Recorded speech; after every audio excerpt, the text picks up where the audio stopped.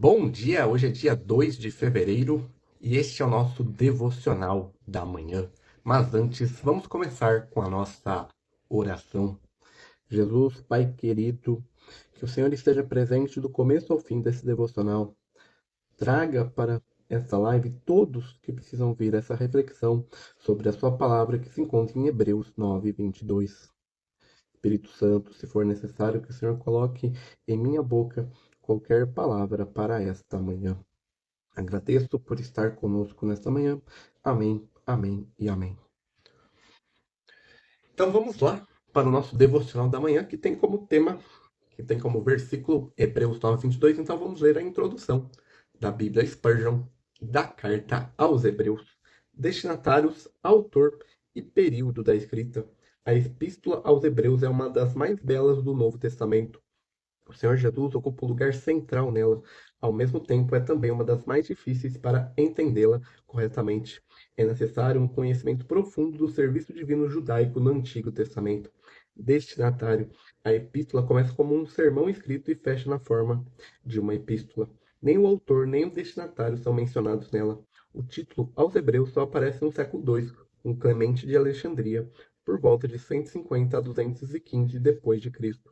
Como não há nenhum outro nome conhecido para a epístola, provavelmente remonta a uma tradição muito antiga. Mas quem eram esses hebreus e onde eles moravam? Hebreus é o nome para os israelitas e para os descendentes de Abraão.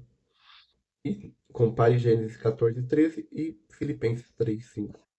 E, no entanto, a epístola não pode ter recebido seu nome apenas pelo fato de haver tantas referências ao Antigo Testamento.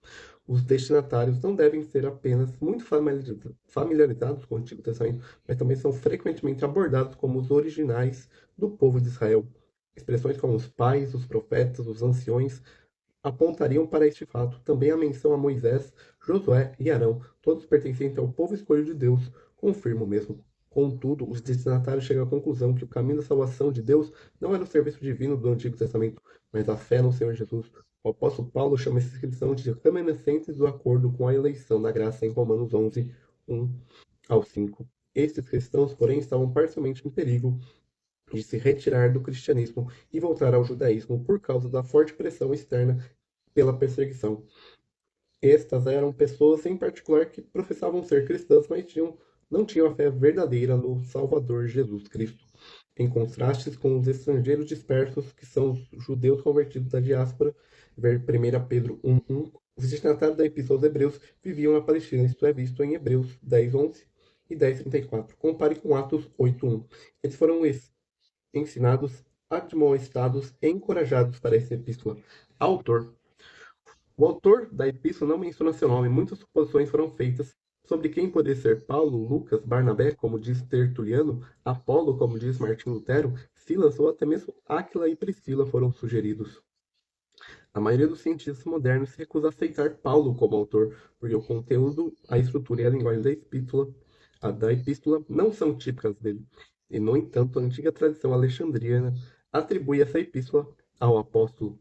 O fato de que o autor conhecia bem Timóteo, Hebreus 3:23, que Pedro, quando escreve aos cristãos judeus, menciona uma epístola de Paulo para eles, 2 Pedro 3:15, colaboram com a tradição. No entanto, os destinatários da epístola eram judeus cristãos na Palestina, enquanto Pedro escrevia para estrangeiros dispersos. 1 Pedro 1, 1 Pedro 1, versículo 1, que viviam fora dela. Se Paulo for o autor, uma das razões para mencionar seu nome poderia ser que o apóstolo das nações, enquanto Pedro era o apóstolo dos judeus. Gálatas 2, 7, 8. Na realidade, o autor permanece desconhecido. O Espírito Santo que inspirou essa epístola deliberadamente queria apresentar o Senhor Jesus apenas como apóstolo e sumo sacerdote de nossa confissão. Hebreus 3:1. O pai da igreja, Orígenes, por volta de 185 a 254 depois de Cristo, escreveu de forma apropriada. Em verdade, somente Deus sabe quem é o autor. Período da escrita. Em relação ao período da escrita, as opiniões dos cientistas diferenciam muito quanto à questão de autoria. A epístola é certa, porém, em um escrito de Clemente de Roma, por 95 depois de Cristo, mostram referência a epístolas aos Hebreus. Através do próprio livro de Hebreus, vemos que o serviço de ofertas do Antigo Testamento ainda existia. O templo e a cidade de Jerusalém foram destruídos pelo general romano e mais tarde pelo imperador Tito no ano 70 depois de Cristo. Hebreus não menciona essa destruição e por isso que muitos cientistas acreditam que a escrita foi escrita durante os anos 60 a 70 depois de Cristo. Muitos que recusam a autoria de Paulo concluem baseado em Hebreus 2, versículo 3 e 13, versículo 7, que a epístola deve ter sido escrita por algum tempo depois, após a morte dos apóstolos. Dizendo isso, os cientistas obviamente ignoram o fato que o próprio Paulo não pertencia aos apóstolos que haviam visto e ouvido o Senhor Jesus na terra. Atos 7, 59 e 12, versículos 1 e 2. Nos falam de Estevão, o diácono, e de Tiago, o apóstolo. A morte deles foi testemunho do Senhor.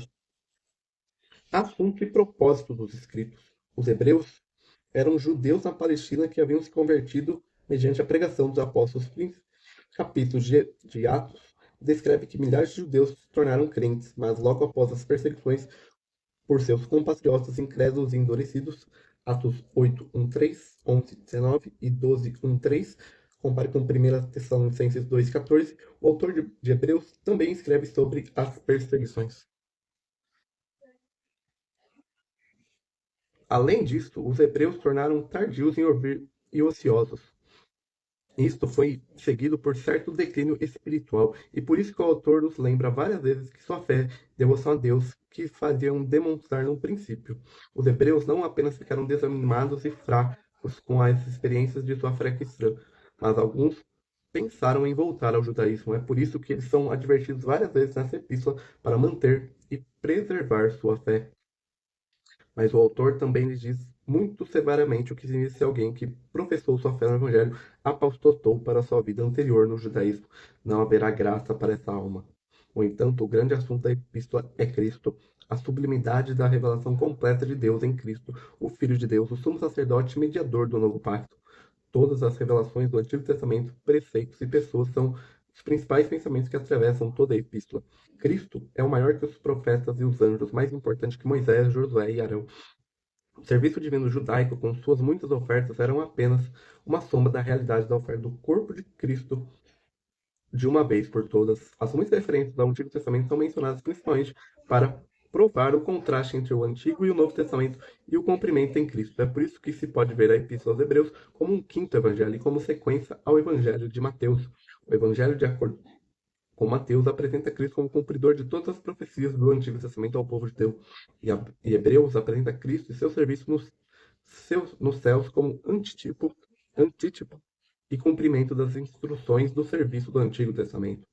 Hebreus difere em alguns aspectos das outras epístolas do Novo Testamento. Deus não é chamado Pai dos crentes. E a posição do crente em Cristo Jesus não é considerada. Os crentes são vistos como homens na terra, tendo livre acesso a Deus e um chamado celestial pela obra de Cristo. Assim, a epístola é uma epístola do deserto, encontrando seu equivalente em Levítico, onde vemos o povo redimido de Israel no deserto ser capaz de aproximar de Deus. O capítulo central de Levítico 16, o dia da expiação, é explicado em Hebreus 9:10, conforme cumprimento pela obra de Cristo no Calvário. O templo em Jerusalém não é mencionado, enquanto o tabernáculo é bem mencionado. O tabernáculo em hebreu significa a tenda do encontro no deserto, Hebreus 9, 2 e 9, 21, ou de maneira pictórica, a ordem do serviço judaico. Em Hebreus 8, 2 e 9, 11, provavelmente a palavra tabernáculo significa santuário celestial. Peculiaridades: ver a Cristo. Nenhuma epístola do Novo Testamento nos aponta tantas vezes para o Senhor Jesus. Capítulo 2, versículo 9, porém vemos Jesus. Capítulo 3, versículo 1, considerai Jesus. Capítulo 12, versículo 2, olhando para Jesus. Capítulo 12, versículo 3, considerai aquele que suportou tais contradições. Termos importantes na Epístola aos Hebreus. A seguir, mencionamos algumas das expressões importantes, frequentes e aparentes, para uma melhor compreensão da Epístola. Perfeito, aperfeiçoado, perfeição. Eterno, para sempre e sempre, para sempre, eternamente. Santificado, santo, santos, santidade. Santuário, santo dos santos, santo lugar, santo. Então, geral do conteúdo, a gente vai ler sobre o capítulo 9. Cristo no santuário celestial, Cristo, o sacrifício perfeito. E essa é a introdução do livro de Hebreus. Agora vamos ler o nosso devocional da manhã. Sem derramamento de sangue, não há remissão. Hebreus 9, 22. Esta é a voz da verdade inalterável. Em nenhuma das cerimônias judaicas os pecadores eram removidos dos pecados eram removidos, mesmo tipicamente sem derramamento de sangue. Em nenhum caso, por motivo algum, o pecado pode ser perdoado sem expiação. É claro, então, que não há esperança para mim sem Cristo, pois não há nenhum outro derramamento de sangue que valha tanto como a expiação pelo pecado. Estou eu, então, crendo nele? O sangue de sua expiação realmente se aplica à minha alma? Todos os homens estão no mesmo patamar naquilo que se refere à sua necessidade por ele? Se jamais fomos tão mortais, generosos, amigáveis ou patrióticos, a regra não se cria alterada por nos abrir uma exceção? O pecado só se renderá a nada menos que o poderoso sangue daquele que Deus entregou com propriação. Que além da bênção existir apenas um caminho de perdão, por que deveríamos buscar outro? Pessoas de mera religião formal não podem compreender como podemos nos regozijar por todos os nossos pecados serem perdoados em nome de Cristo. Seu trabalho, suas orações, suas cerimônias lhes dão bem pouco conforto. Isso se bem desconfortável, pois estão negligenciando a única forma de salvação e se esforçando para obter remissão sem sangue. Minha alma sente-se e contempla a justiça de Deus, que é obrigada a punir o pecado. Veja toda aquela punição a ser executada sobre seu Senhor Jesus e caia em humildade, alegria e beije os queridos pés daquele cujo sangue foi a expiação para você. É inútil que a consciência desperte e lance mãos de sentimentos e evidências para encontrar conforto. Esse é um hábito que apresentamos no Egito de nossa escravidão. A única restauração para uma consciência culpada é a visão de Cristo sofrendo na cruz. A vida de toda a carne é o seu sangue, diz a lei levítica, e temos certeza de que é também a vida de fé, alegria e qualquer outra santa graça. Oh, como é doce ver fluir do sangue precioso do meu Salvador. Sabemos com certeza que ele me restaurou com Deus. E esse é o nosso devocional da noite, da manhã, na verdade. E mais tarde nós temos o nosso devocional da noite lá no TikTok. Então, tenha uma boa segunda-feira, um bom início de semana e até o próximo.